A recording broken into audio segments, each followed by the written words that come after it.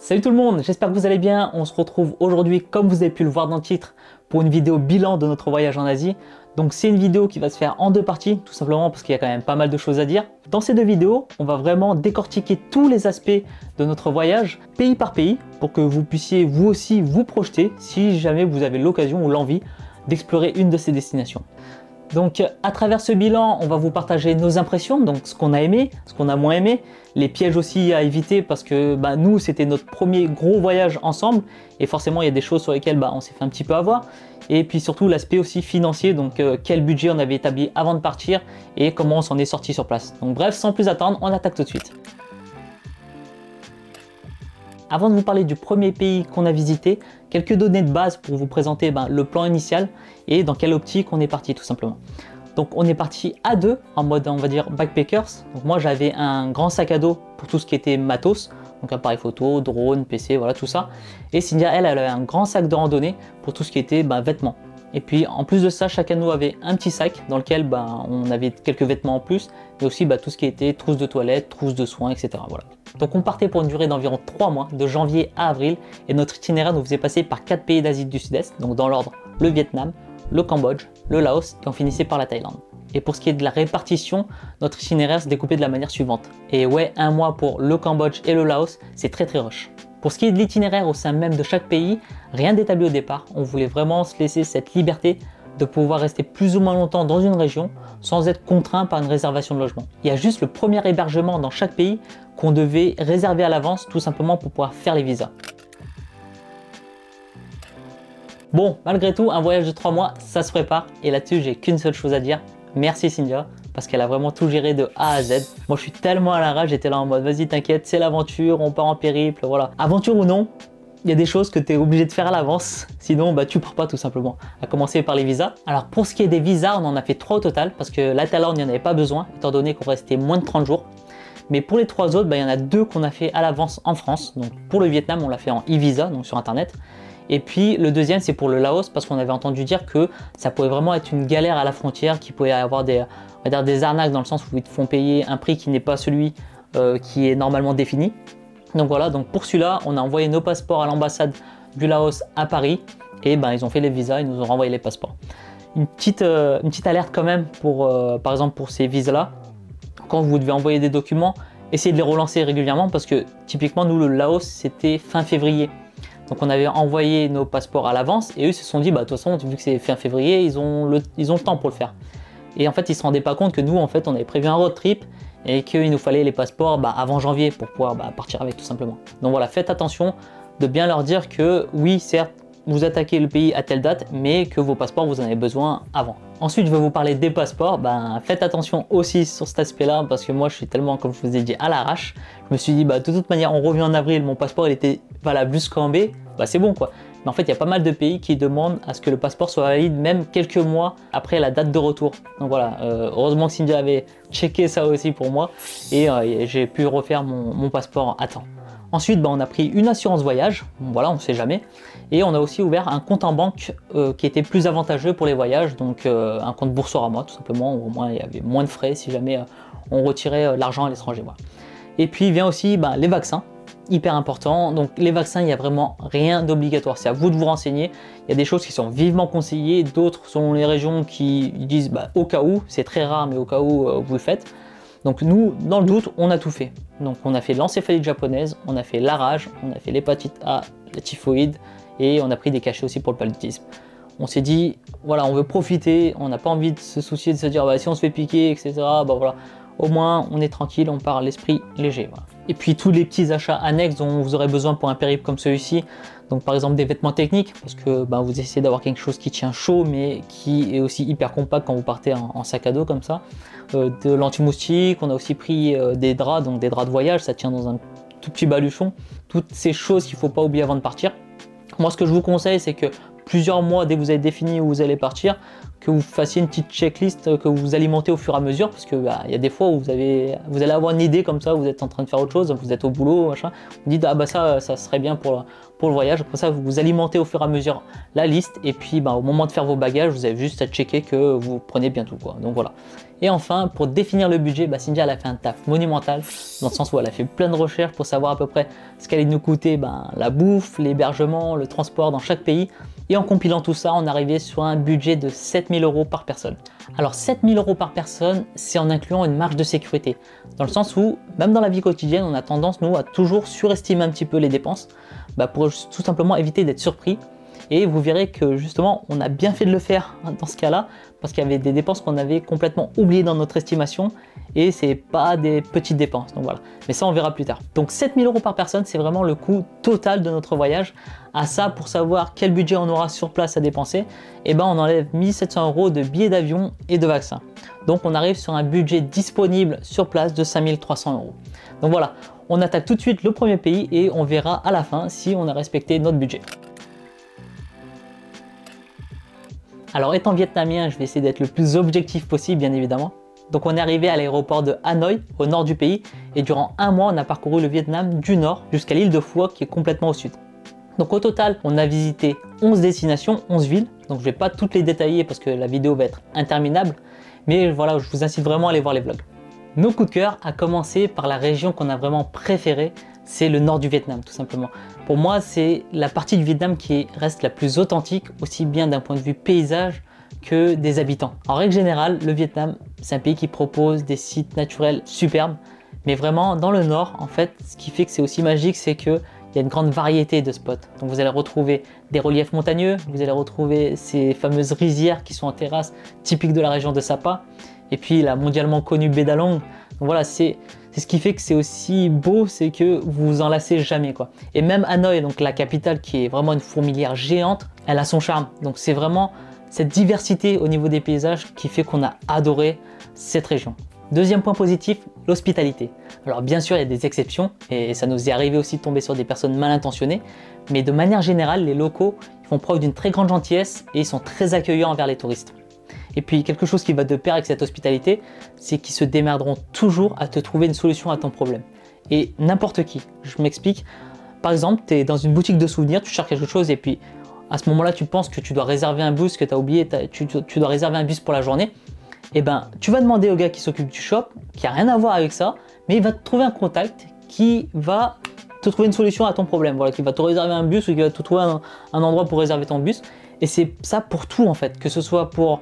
Tu cherches un restaurant, tu cherches le lavomatique, etc. Ils se débrouillent pour avoir un contact partout, quoi. Donc voilà, tu seras jamais perdu au Vietnam.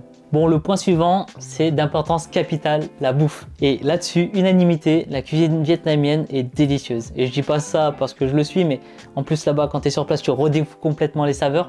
Mais la cuisine vietnamienne, c'est une cuisine qui est fraîche, c'est bon, c'est équilibré, c'est une cuisine à base de beaucoup d'herbes aromatiques, de légumes. En plus de ça, il y a un nombre incalculable de spécialités que je connaissais même pas d'ailleurs. Et en plus, chaque spécialité vraiment est cuisinée différemment à travers chaque région que tu traverses. Donc par exemple, pour un même plat, pour un pho par exemple, ils vont pas le faire de la même manière au nord, au sud. Voilà, il y a des régions qui vont les mettre plus salés, d'autres plus sucrés, d'autres plus épicés. Donc à chaque fois, tu redécouvres le plat, même si c'est le même. Alors attention quand même, ne vous dites pas que c'est parce que vous êtes dans une grande ville que vous allez trouver toutes les spécialités du pays. Il y a vraiment des spécialités qui sont typiques à une région que vous allez trouver que dans cette région-là. Si je fais le parallèle, en France, tu vas aller dans une grande ville, tu vas voir des restaurants alsaciens, savoyards, etc. Tu vas tout trouver. Là-bas, c'est complètement différent. Il y a vraiment des plats, tu les trouves que dans certaines régions. Et surtout quand c'est des plats de régions très reculées. Souvent, même les locaux, c'est pas comme en France où un Savoyard, il va aller ouvrir son restaurant à Paris ou à Lyon. Là-bas, les gens sont très rattachés, on va dire, à leur terre natale. Donc voilà, ne vous dites pas si jamais vous tombez sur un plat qui vous intéresse, vous dire bon c'est pas grave, de toute façon ça, on va à Hanoï et puis je le goûterai plus tard parce que peut-être que vous le retrouverez jamais là-bas. Donc profitez-en, s'il y a quelque chose qui vous tente, allez-y, foncez et puis goûtez-les. Ça ne pourra que faire une bonne expérience, quoi. Et petite astuce que j'avais donnée dans un vlog pour choisir l'endroit où vous allez manger, regardez la clientèle. Si vous voyez beaucoup de locaux, en général c'est là où ça sera le meilleur et que ça sera pas cher. Privilégiez tout ce qui est petits boubis qui sont spécialisés dans un seul plat, c'est là où vous ferez les meilleurs repas. Voilà. Bref, on s'est clairement régalé et en plus pour vraiment pas cher. Donc ça rejoint d'ailleurs le point positif suivant qui est le coût de la vie. Alors c'est vraiment un pays très abordable avec un très bon rapport qualité-prix pour tout. Donc hébergement, nourriture, activité. Mais bon, ça je vais pas m'étaler là-dessus parce qu'il y a vraiment une partie définie sur le budget et on en parlera un petit peu plus tard. Mais définitivement, c'est une destination qui est très intéressante d'un point de vue budget. Un élément hyper important quand tu visites un pays, que ce soit pour chercher un lieu ou réserver quelque chose, la téléphonie et le réseau. Et là-dessus, c'est une dinguerie à quel point le Vietnam s'est développé. Donc quand tu arrives à l'aéroport, tu as déjà un tas de stands d'opérateurs qui te proposent leur carte SIM, donc tu commences à faire ton petit comparatif, mais de toute manière tu verras que c'est sensiblement les mêmes prix. Donc nous on avait pris pour un mois une carte SIM à 20 €. Donc ça marche comme ça là-bas, donc tu leur dis combien de temps tu vas rester dans le pays et eux ils se chargent de te fournir la carte SIM pour cette durée-là. Et là-dessus tu as tout en illimité, donc appel, SMS, internet en illimité. Et quand je dis internet en illimité, c'est pas je consomme 100 gigas et ensuite je suis en débit réduit ou quelque chose comme ça, non, c'est tant que tu es dans la période de ta SIM, tu peux consommer 100, 500, 1000 gigas, ça passe. Et pour finir sur le sujet, la Wi-Fi tu l'as partout, que ce soit un restaurant, un hôtel, un coiffeur, tu passes la porte, la première chose que tu vois c'est la pancarte avec le code Wi-Fi. Et même sans ça, franchement, la 4G, je l'ai eu quasiment partout. On est allé dans des coins qui sont quand même bien paumés et même là j'avais du réseau, donc c'est juste hallucinant.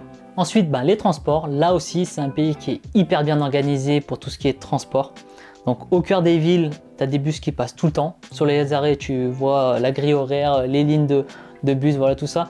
C'est très similaire à ce que tu peux voir ici. Et pour tout ce qui est taxi, nous on utilisait tout le temps l'application Grab. Ça évite justement toutes les problématiques qu'on avait à l'époque dans des pays comme ça, d'arnaque où les mecs ils avaient des compteurs trafiqués ou alors qui faisaient 3 fois le tour du quartier parce que tu connaissais pas. Là, c'est exactement comme un Uber. Le tarif est fixe, tu choisis ton point de pick-up, ta destination et voilà, c'est l'application qui donne le tarif que tu dois payer. Hyper pratique quoi. Pour tout ce qui est d'aller d'une ville à une autre, au Vietnam, les trajets sont quand même relativement longs, étant donné la distance qu'il y a entre les différentes villes. Et nous, on recommande à 200% les bus couchettes. C'était vraiment notre moyen de transport privilégié, dans le sens où ça regroupait tout ce qu'on cherchait. C'était très local, dans le sens où on voulait vraiment se plonger dans cette vie locale.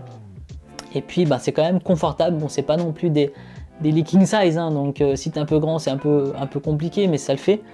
Et il s'arrête régulièrement sur des aires aussi où tu peux trouver de quoi te restaurer. Donc il y a des restaurants, des bouibies, donc voilà. Et puis dernière chose importante et qui était vachement avantageuse pour nous, c'est que ça nous permettait d'économiser aussi des nuits d'hôtel, dans le sens où, vu que les trajets étaient très longs, on se débrouillait pour réserver des bus de nuit.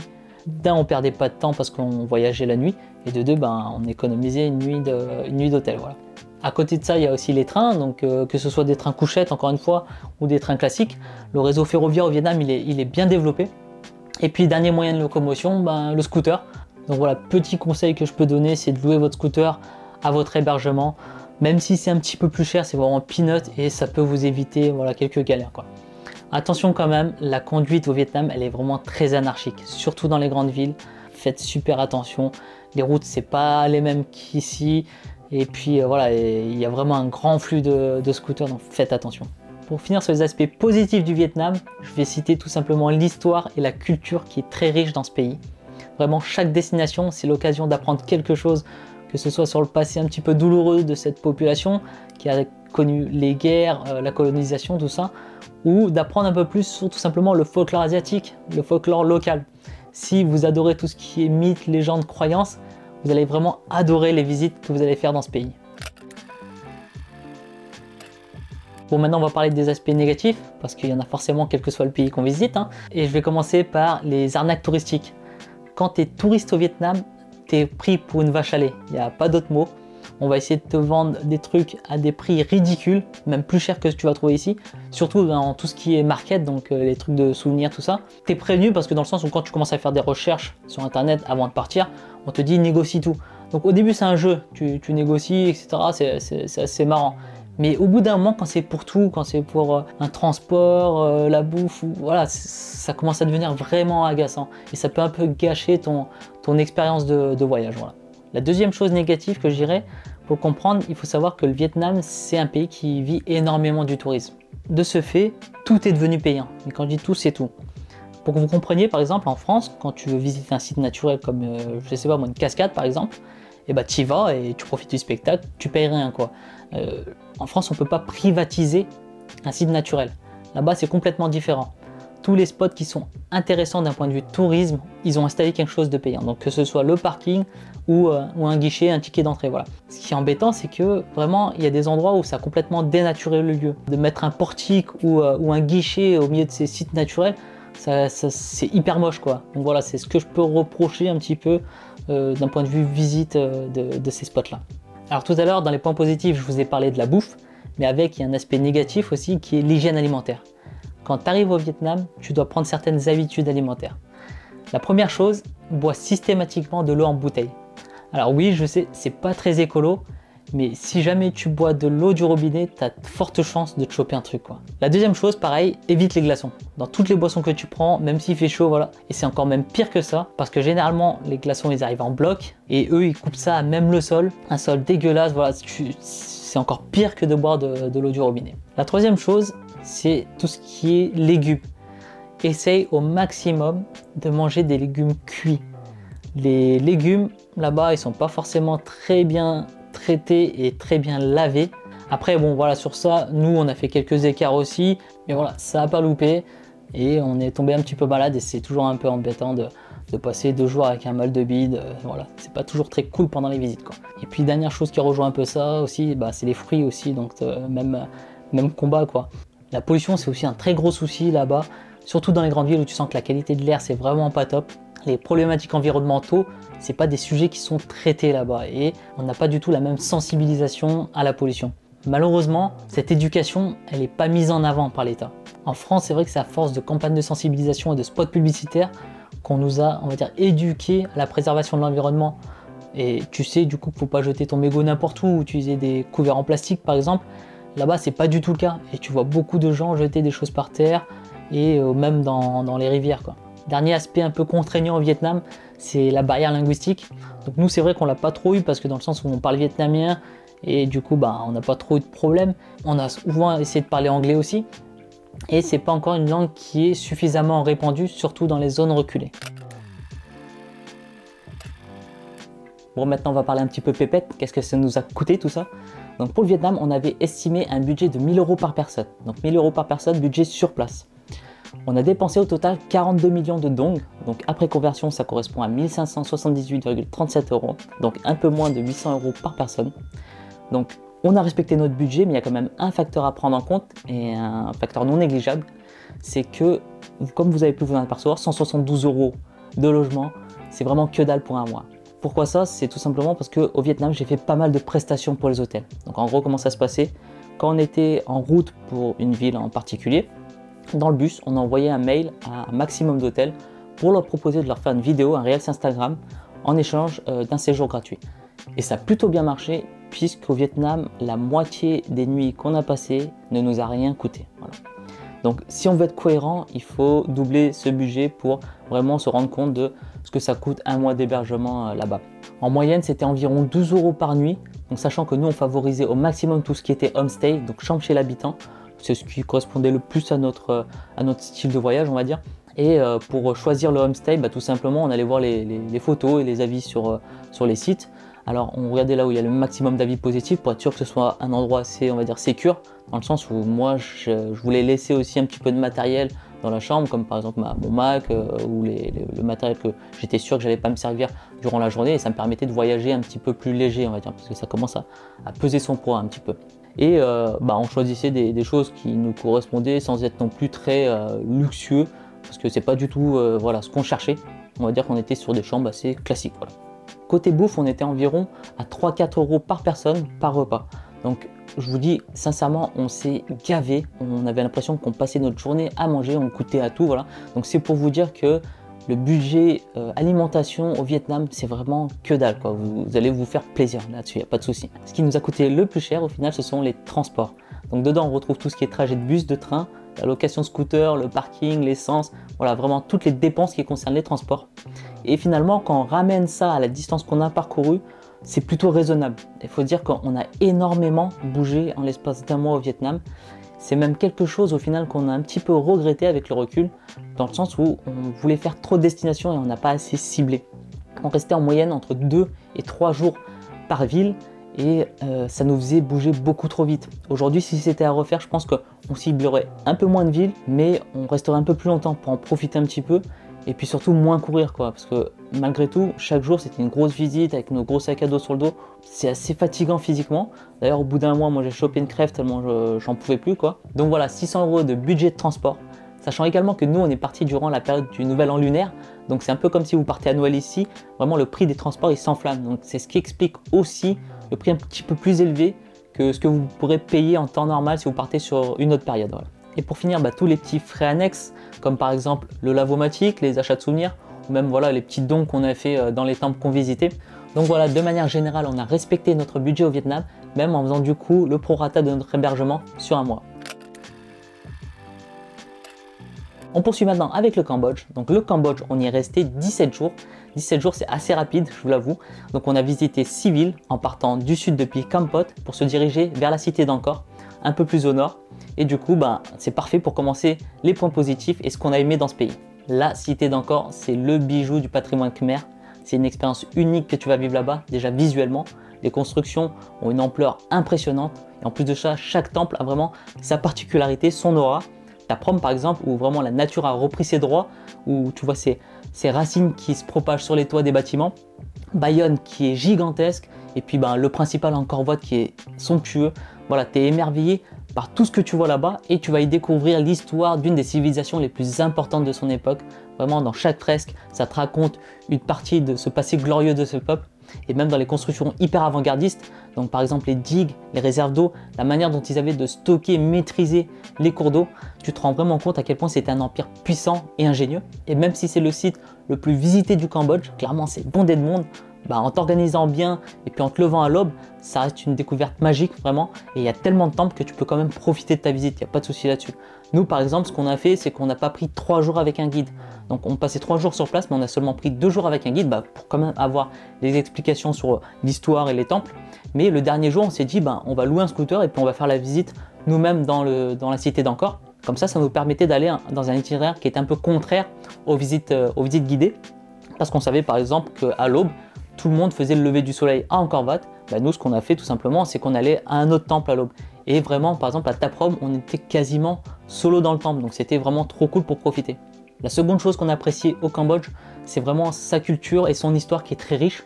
Donc comme on vient de le voir avec la cité d'Angkor et la civilisation khmer, mais aussi par un passé plus bouleversant qui s'est produit il y a un peu moins de 50 ans avec la prise du pouvoir des Khmers rouges et le génocide qui s'est passé au Cambodge. Donc je ne vous cache pas que ce sont des visites qui sont assez pesantes vu les atrocités qu'il y a eu dans ce pays et ce qu'ont subi les habitants. Mais moi je trouve ça hyper intéressant et hyper important justement de connaître ces événements pour savoir dans quel contexte tu voyages et dans quel contexte tu visites certains lieux. Et ce que j'ai apprécié encore plus, c'est la bienveillance et le sourire que cette population affiche sur son visage malgré les épreuves par lesquelles ils sont passés. Ils sont vraiment très gentils, très accueillants et moi je trouve ça tout simplement merveilleux, la manière dont ils se sont relevés de cette épreuve.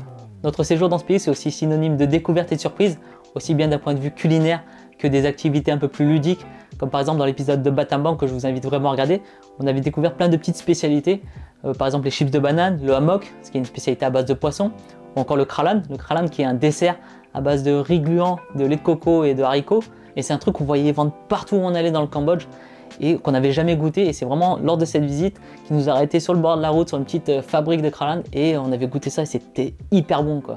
Et à côté de ça, des activités hyper fun, comme par exemple le train de bambou qu'on appelle le nori. C'était une activité vraiment insolite, c'était fou à la vitesse à laquelle ça allait, tu te dis t'as pas intérêt à dérailler quoi.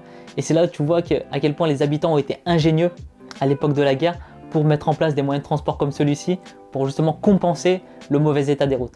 Et le plus cool dans tout ça, c'est que vraiment on n'avait rien préparé. Le Cambodge c'était une destination sur laquelle on avait très peu préparé nos destinations et c'est vraiment par hasard qu'on a découvert ces lieux ou ces activités. Pour finir avec les points positifs du Cambodge, on rejoint un petit peu les aspects qu'on avait cités pour le Vietnam, à commencer par le coût de la vie. Ça reste un pays qui est très abordable, un petit peu plus cher que le Vietnam, mais c'est très abordable quand même. Et puis à côté de ça, les transports aussi, c'est très facile de se déplacer. Alors on avait aussi cherché les bus couchettes au Cambodge parce que c'est un moyen de locomotion qu'on avait vraiment apprécié au Vietnam, mais malheureusement ça n'existe pas. Et je pense que ça s'explique tout simplement parce que les trajets sont beaucoup plus courts. Au Vietnam, les trajets duraient vite 8-9 heures. Donc on va dire que c'était plus justifié d'avoir ce type de transport et de système de bus couchette.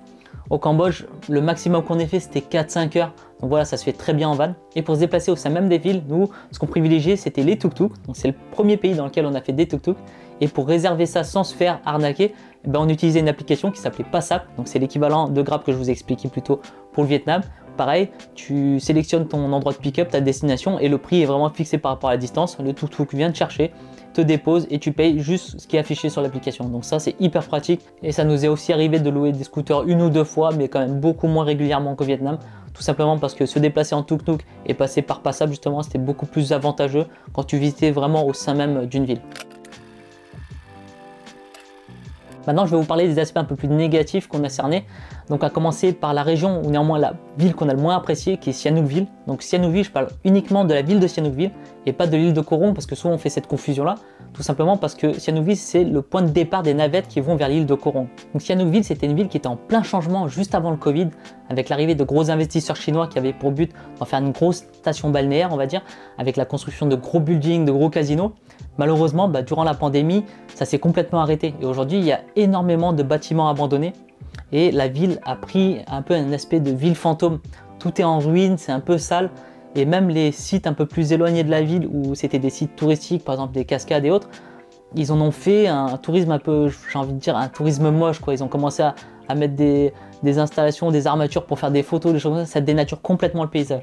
Donc vraiment, c'est une ville qui a perdu sa splendeur. Pareil, durant cette période-là, étant donné que c'était pour faire venir une population très riche, les locaux ont un peu été chassés de la ville. Donc voilà, c'est un peu triste la manière dont cette ville a tourné. Pour les autres aspects négatifs, je ne vais pas trop m'attarder étant donné que c'est sensiblement la même chose que les aspects qu'on retrouve au Vietnam. Donc à commencer par les prix qui sont carrément surestimés pour les touristes, on essaie systématiquement de t'arnaquer sur ça. Le fait aussi que ce soit un pays qui vit énormément de ce tourisme-là et que tout soit payant. Et pour finir, les mêmes problématiques de pollution et les mêmes problématiques environnementaux. Donc la qualité de l'air dans les villes et puis le fait que tout le monde jette tout et n'importe quoi, n'importe où. Donc pour ce qui est du budget au Cambodge, on avait calculé qu'il nous faudrait 600 € par personne. Au total, on a dépensé 6,6 millions de réels, donc l'équivalent de 1477,28 €, soit 739 € par personne. On n'a vraiment pas été bon là-dessus, mais je vous explique pourquoi. Alors en introduction, je vous ai dit qu'on avait oublié une catégorie de dépenses dans l'estimation de notre budget. Et cette catégorie de dépenses, ce sont les activités. Alors vous allez me dire, c'est complètement débile de ne pas penser aux activités, mais en fait je vous explique pourquoi.